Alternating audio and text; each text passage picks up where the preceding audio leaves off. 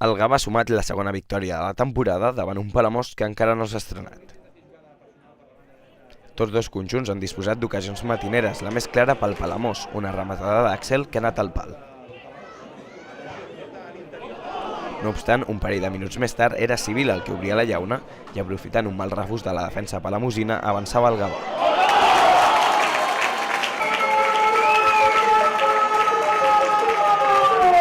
Els del Baix Llobregat haurien pogut sentenciar en dues ocasions, primer amb una falta directa de Grau que atura Castilla i després amb una jugada personal de Civil que ho fa tot però xuta fluix.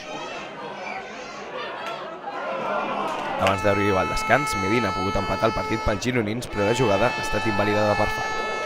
Hem portat el pes del partit pràcticament tot el partit i sí que és veritat que hem sigut dos moments puntuals però bueno, hem arribat per bandes, hem centrat, un bon partit contra un equip difícil i bueno, els partits de tercera són complicats tots. A la segona part, Àxel ha tornat a posar a prova el porter del Gavà, però el xut li ha sortit tou. Al minut següent, el Gavà rematava el partit. Aprofitant una bona contra, Civil feia el 2-0 amb una potent canonada. Els d'Albert Poig han pogut ampliar diferències, però Dani Castilla ha aturat la rematada d'Orella.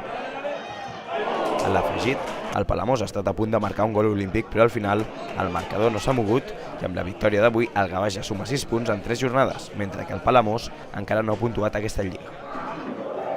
Penso que ha sigut un partit molt igualat, sobretot la primera part, en què nosaltres crec que hem regalat el gol amb una errada dintre de l'àrea gran i llavors hem tingut un parell d'accions, una amb Medina i una altra amb Àxel, que em sembla que ha tocat el pal, que haguessin pogut perfectament igualar el partit, no? A la segona part nosaltres hem tingut que intentar anar a buscar ja més coses i hem deixat una mica més d'espais a darrere que el Gavà ho ha acabat aprofitant.